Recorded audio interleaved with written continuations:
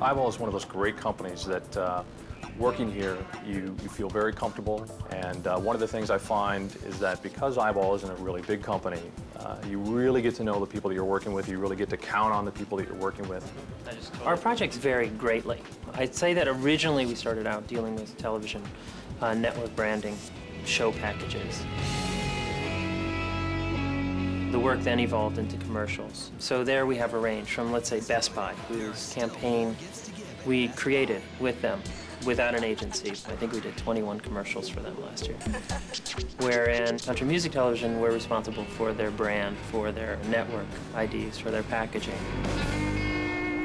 We get called on to do a pretty wide variety of different tasks. And 3D Studio has been able to step up to the plate each time, and it's never really failed us. Through the course of the last couple of years, we have been doing the VH1 Hip Hop Honors, and they came to us with an opportunity to do a brand new show package for them called VH1 Rock Honors. The thinking behind it was that we were going to create this rock army. The project itself was interesting, and of course it came with its own sort of special set of criteria that ruled our decisions. We eliminated live action immediately, because the bands that are going to be honored are reflected by who's available, who's still together, who they can get their hands on.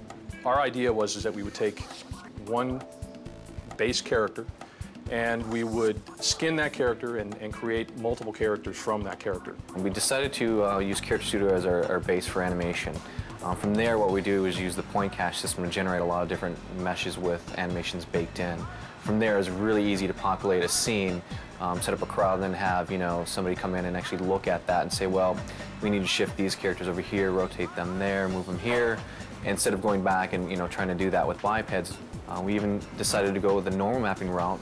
It's a newer technology, but we decided to use that for the crowd just to get a little more extra detail. So you take a high-res geometry with all the detail, all the stuff that you need for those really close shots, and you transfer it down to a normal map, and then that gets put onto a low-res piece of geometry, and it basically emulates the look of the high-res without the overhead of all that geometry.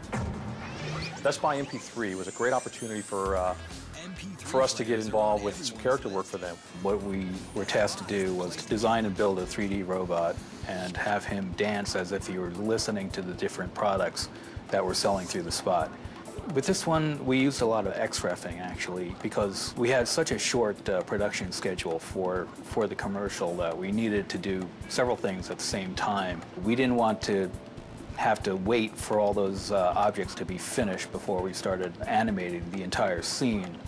And with the X-Ref, what we were able to do is have modelers work on the individual products while we were also doing the animation of the robot and how he was manipulating the products. We decided to do it all hand keyframe animation, and we decided to use real reference. And we had one intern here from Germany who was actually a really good breakdancer. And we would shoot him all the time back here so that we could do some rotoing. We depended a lot, again, on our animators. One of the things that we enjoy about 3D Studio Max is the ability to work with more than one renderer. We enjoy using Mental Ray, but we also enjoy using for a variety of different spots. V-Ray. It allowed us to get the look on the surface of the robot that we wanted, which was kind of a cross between a metal and a high-gloss plastic surface. Plus, we also had to recreate the MP3 players in as much of a realistic way as we could. One of the great things about 3D Studio Max is its flexibility, its ease of use. It's got a great feature set that allows us to find multiple solutions to problems. It just finds its way into our work in so many different ways, and that's what's great about having a program that tends to be more limitless as far as possibilities go. In everything that we do and all this recognition that we get, whether it's set or not, it's all part of the same group of partners. And Max for us has been a partner for a long time.